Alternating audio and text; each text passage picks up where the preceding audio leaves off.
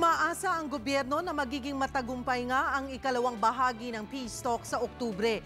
Kinumpirma naman ni Presidential Advisor on the Peace Process, Jesus Dureza, na tinanggal na sa terrorist list ng European Union si CPP founder Joma Sison. Narito ang report. Matamis na ngiti ang binungad ni Presidential Advisor on the Peace Process, Jesus Dureza, sa media kasabay ng pagbabalik ng delegasyon ng gobyerno sa peace talk sa Oslo, Norway.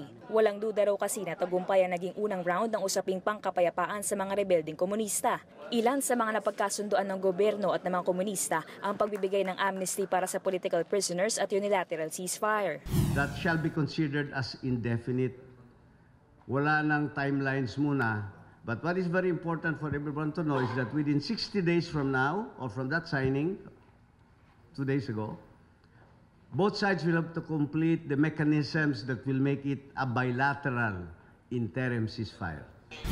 Pero aminado si Dureza na hindi magiging madali ang mga susunod na agenda sa ikalawang round ng peace talks sa Oktubre, gaya ng socio-political at constitutional reforms mula sa reforma sa lupa hanggang reforma sa gobyerno. Don't think that this is already a walk in the park.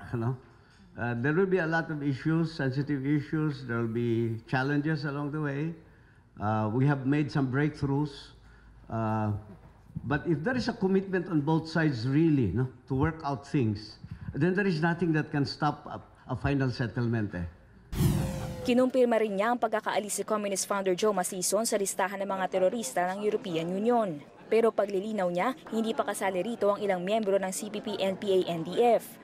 Sa EU, they already removed Joma Sison. Only the CPP, NPA, NDF are listed.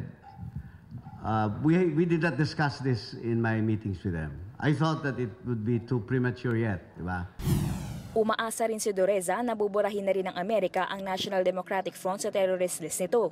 Muli namang umapila si Pangulong Rodrigo Duterte sa mga rebelde sa kanyang talumpati sa Catbalogan, Samar. So I hope that you honor the ceasefire. Huwag lang tayo magpatayan, basta pag magkita tayo, sigaw ka agad.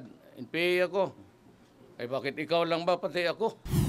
Umaaksyon, Beverdera, News 5.